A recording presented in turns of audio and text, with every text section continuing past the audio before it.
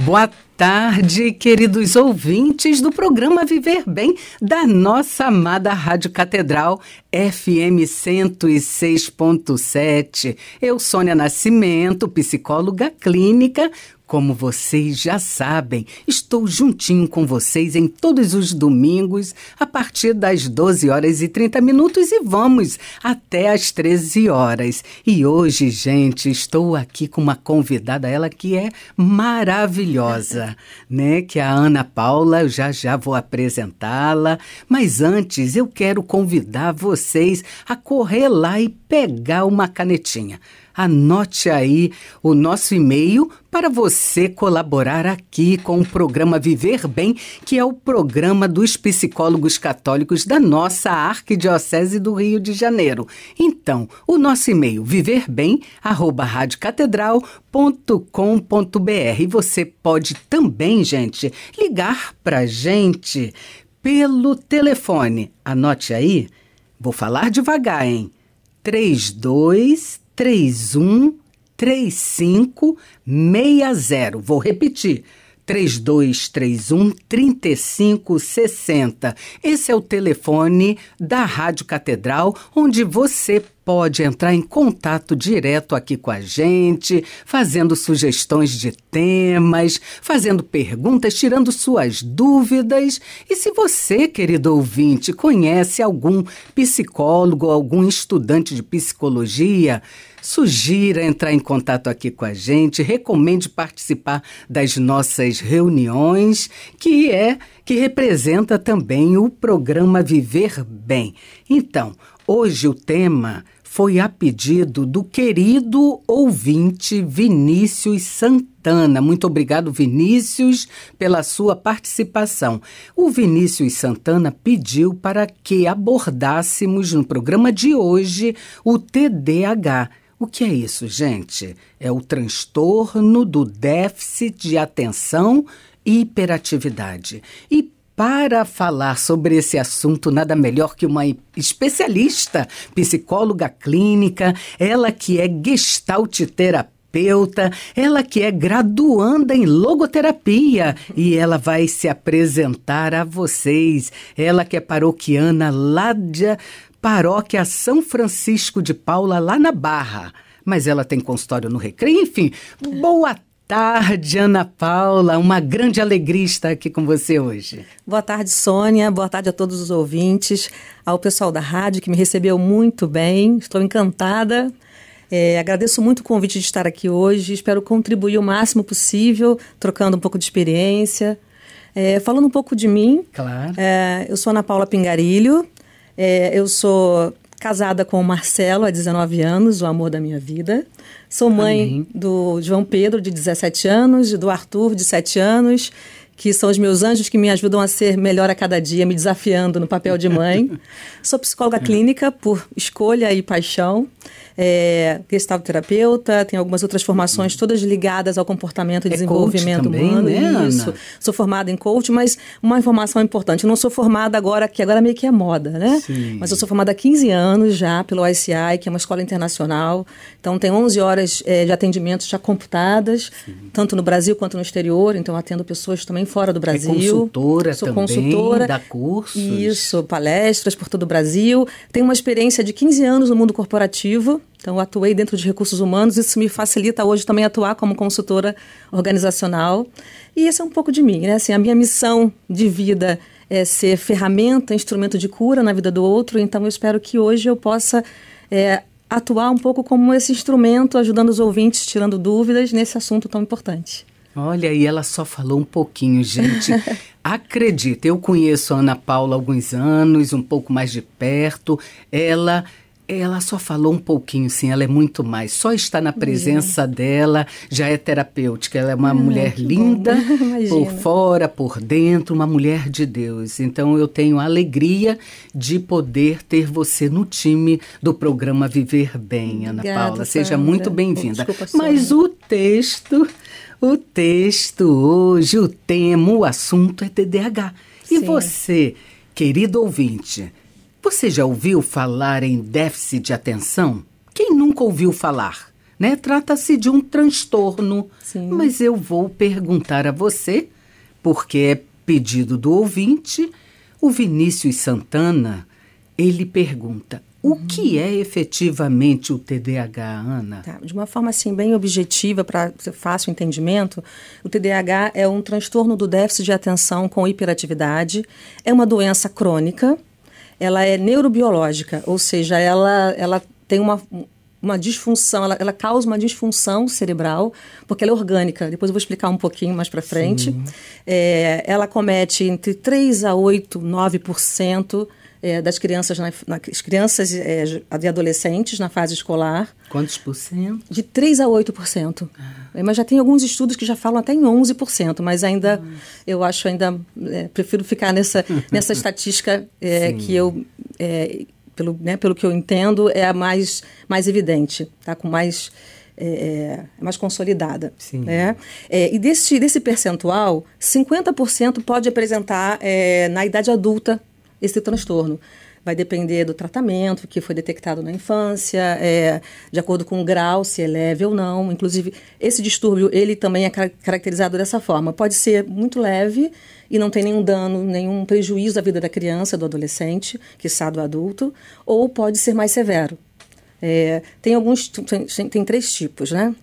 O TDAH, que ele é mais com a predominância na hiperatividade, outro que é mais no déficit de atenção, e tem a combinação dos dois. Que aí é um pouquinho mais... Você já está até falando dos sintomas, um pouco mais, né? Que bacana. Os sintomas, falando nisso, Sônia, como é que se caracteriza de uma maneira assim rápida para o pessoal entender? Ele se caracteriza pela desatenção, ou seja, pelo déficit de atenção, pelo desassossego, assim, uma agitação motora muito grande que é apresentada, que é a hiperatividade, e impulsividade, ou seja, a dificuldade de administrar suas emoções. Então, esses são os sintomas mais evidentes. Tem outros também que vão sendo agregados, mas esses são os mais evidentes. Mas me chama até a atenção, claro, eu sou psicóloga clínica também, mas não faço atendimento à criança, né? Tá. Então, é algo que eu quero que você me esclareça também e esclareça os nossos ouvintes, porque quando você fala que ela aparente tem esse percentual na idade infantil, a criança, em sua maioria, pela sua espontaneidade, ela é inquieta, né? E é até muito bom, né? Ela faz parte do ser criança, né? É bacana quando a gente chega em casa e a criança pula, a criança corre, nós que somos mães, né, Ana? É verdade.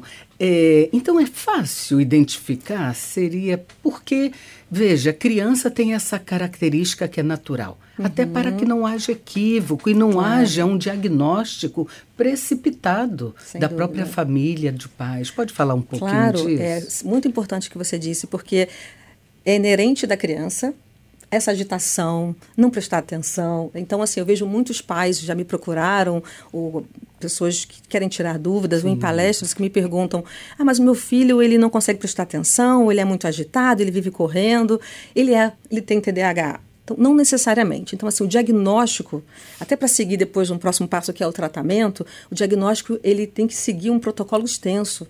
Então, assim, ele aparentemente parece que você consegue rotular como TDAH, mas não é fácil.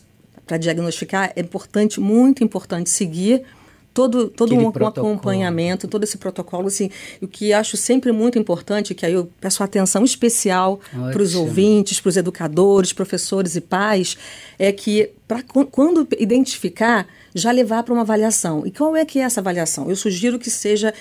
Eu sugiro particularmente, mas existe também uma linha que trabalha dessa forma e outras que não. Então, que não procure só um psiquiatra ou um neuropediatra, e sim um profissional como um psicólogo, que chame os professores. Então, assim, existe uma equipe multidisciplinar para ajudar nesse diagnóstico. Então, não é de um dia para o outro que se diz, que se rotula. Inclusive, para que você diga que uma criança, um adolescente, ele tem o TDAH, é portador do TDAH, ele precisa ter, no mínimo, 6 meses a 1 ano apresentando esses sintomas direto, sem interrupção. E acompanhado por esse profissional que você então, fala. E aí o pai observa, o colégio observa, o psicólogo observa, o pediatra, o neuropediatra, o psiquiatra. Então, esse trabalho em parceria, esse trabalho multidisciplinar que vai fazer esse diagnóstico. E outra coisa importante que a criança precisa apresentar em 2 ambientes, no mínimo, o mesmo padrão de comportamento. Entendo. Ou seja, ou no colégio, em casa, ou com os amiguinhos. Então, o diagnóstico ele não é fácil. É muito importante que seja observado o quanto antes, porque se for necessário entrar medicamento, uma psicoterapia, você reduz os prejuízos e normaliza a vida da criança, porque essa é a informação importante. Ela é crônica, mas ela é tratável. Então, a vida fica normal quando tratável. Então, é uma doença... Não tem cura, mas tem tratamento? Poderia dizer assim. Já que falamos em tratamento e me chegou aqui uma pergunta. Aliás, é a pergunta do próprio ouvinte. Ele fez 2 perguntas.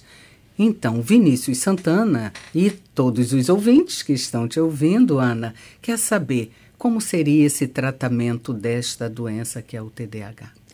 Então, da mesma forma que eu acredito que... Eu acredito e é muito importante... e para muitos outros profissionais também, que o diagnóstico aconteça com uma equipe multidisciplinar, da mesma maneira o tratamento deve perpetuar dessa forma. Então, não é só indo para o psiquiatra, não é só indo para o psicólogo. Então, assim, basicamente, é uma psicoterapia, onde nesse trabalho, o psicoterapeuta, a gente resgata a autoestima da criança, porque por conta de baixo rendimento escolar, ou porque não consegue se concentrar nas brincadeiras, Sim. ou porque fala muito, interrompe os amigos, enfim, ou porque está sempre no mundo da lua, a criança acaba sendo excluída. Então, ela não entende aquilo. Por quê? Porque é normal. Porque E também precisa ser associado a psicoterapia ao uso de uma intervenção medicamentosa, não é isso? Exatamente. E os medicamentos, quando necessário, e aí depende do nível, é muito importante, são os psicoestimulantes, que eles causam no início assim, algumas consequências adversas, alguns sintomas adversos, mas é muito importante, e logo depois do primeiro mês já começa a regularizar a vida da criança, a ponto de toda a produtividade dela, todo o resultado dela fica igual a uma outra criança da mesma idade. Excelente, Ana Paula. Eu sei que tem muito mais dicas para falar sobre o tratamento. Nesse domingo em especial, gente, nós estamos tratando do assunto que foi a pedido do ouvinte Vinícius Santana. Ele pediu que falássemos sobre o TDAH, que é o transtorno do déficit de atenção com hiperatividade. E temos aqui nos estúdios da rádio a psicóloga clínica Ana Paula. Ela já se apresentou, mas ao final vai dar os contatos, o consultório. Fique tranquilo. Anote aí o nosso e-mail, que também você pode fazer perguntas para a Ana Paula, viverbem@radiocatedral.com.br, e o nosso telefone também, 3231-3560. Voltando aqui, Ana Paula, mais uma pergunta que chegou pela produção. Como conviver com pessoas portadoras de TDAH? Tá bom. Vamos lá. Para facilitar, pensando já que existe o tratamento acontecendo, então dicas para pais e professores, enfim, quem tem sobrinhos, amigos, é muito importante que a criança, o adolescente, até mesmo o adulto, ele tenha uma vida mais regrada no dia a dia. Eu vou antes dar um passo atrás, se você me permite, para explicar um pouquinho a causa como acontece o TDAH. Nós temos uma produção de neurotransmissores, que é a dopamina, já meio famosa por aí. Mas o que a dopamina faz? Ela estimula as conexões neurais. Então, para a gente poder se focar em alguma coisa, para eu estar aqui agora falando com você e ficando focada no tema, com certeza eu estou liberando dopamina no nível correto para poder me concentrar nessa fala. Já com o portador de TDAH, essa fabricação dos neurotransmissores ela é comprometida. Por isso que ele não consegue se concentrar. Então, primeiro pedido é muito interessante. E é um pedido que eu faço para os pais e professores: não chamem seus filhos de preguiçosos.